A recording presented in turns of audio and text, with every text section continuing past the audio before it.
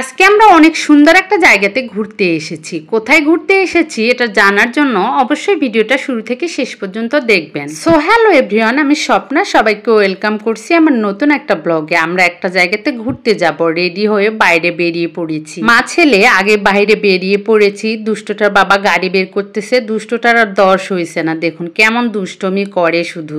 আমরা বাইকে করে যাব। আমরা চলে এসেছি গাছের রাজ্য থেকে ধানের রাজ্যে। আমরা এসেছি হাকালুকি হাওড়ে এই সিজনে ধান চাষ হয়, যেদিকে তাকাবেন শুধু সবুজ আর সবুজ। আমরা এসেছি বিকেল টাইমে, আর এখানকার ভিউটা এত বেশি সুন্দর ছিল, দেখলেই আপনারা বুঝতে পারবেন। আর এখানকার মূল আকর্ষণ হচ্ছে এই ওয়াচ টাওয়ার। ওয়াচ টাওয়ারে উঠলে এখানকার ভিউটা বা সৌন্দর্যটা খুব সুন্দরভাবে উপভোগ করা যায়। তো আমরা এখন ওয়াচ টাওয়ারের উপরে উঠতেছি। ওয়াচ টাওয়ারের উপরে ওঠার পর আপনাদেরকে এখানকার ভিউটা দেখাবো কতটা সুন্দর। আমি এর আগে কখনো এই ওয়াচ টাওয়ারে আসিনি। প্রান্তর বাবা আসছিল যখন পানিতে পুরো ওয়াচ টাওয়ারটা ডুবো ছিল, শুধু মাথাটা বেরিয়ে থাকে। আর সেই সময় ওয়াচ টাওয়ারে আসতে গেলে নৌকাতে করে আসতে হয়, আর এই গাছপালাগুলো সব ডুবে থাকে পানির মধ্যে। দেখুন না, ওয়াচ টাওয়ারের উপর থেকে ভিউটা আপনাদেরকে দেখাচ্ছি কতটা সুন্দর।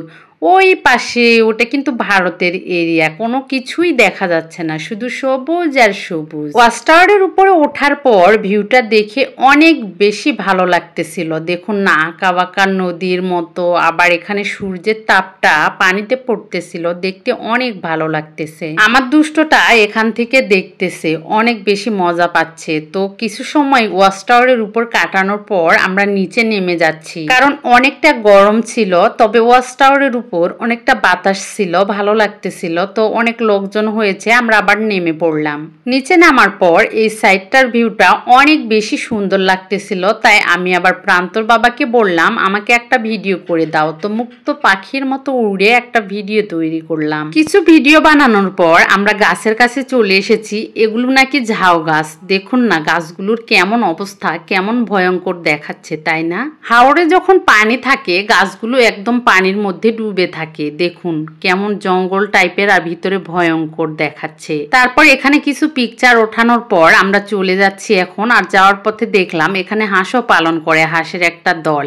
অনেক বেশি গরম ছিল, তাই কিছুটা সময় দেওয়ার পর আমরা ওখান থেকে চলে এসেছি। বলুন তো আপনাদের কাছে জায়গাটা কেমন লাগলো?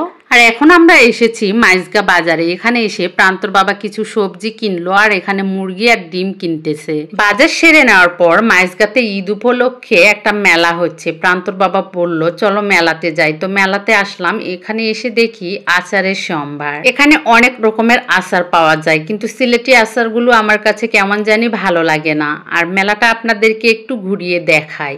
মেলাটা কিন্তু আহামরি বিশাল বড় না, ছোটই মেলা লেগেছে। তো দেখুন এখানে দুষ্টটাকে ওর বাবা চশমা কিনে দিবে বলে আনছে। তো চশমা ওর চোখে পড়াচ্ছে, চশমাগুলো কেমন জানি দেখাচ্ছে, ভালো লাগতেছে না, ওই জন্য আর কেনা হয়নি। আর এই তো এই পাশে রয়েছে মেয়েদের দুর্বলতাগুলো। দুর্বলতা বলতে চুড়ি মেয়েরা একটু কিন্তু বেশি পছন্দ করে, কিন্তু আমার মেলাতে জিনিস কিনতে ওইভাবে ভালো লাগে না। আর এই পাশে রয়েছে মেলার মূল আকর্ষণ নাগরদোলনা। তো মেলাটা ঘুরে দেখার পর আমরা কিছু খাওয়া দাওয়া করে নিচ্ছি। তো আজকে ভিডিওটা সবার কাছে কেমন লেগেছে অবশ্যই কমেন্টে জানিয়ে যাবেন। ভালো লাগলে লাইক কমেন্ট শেয়ার দিয়ে সবাই পাশে থাকবেন। টাটা।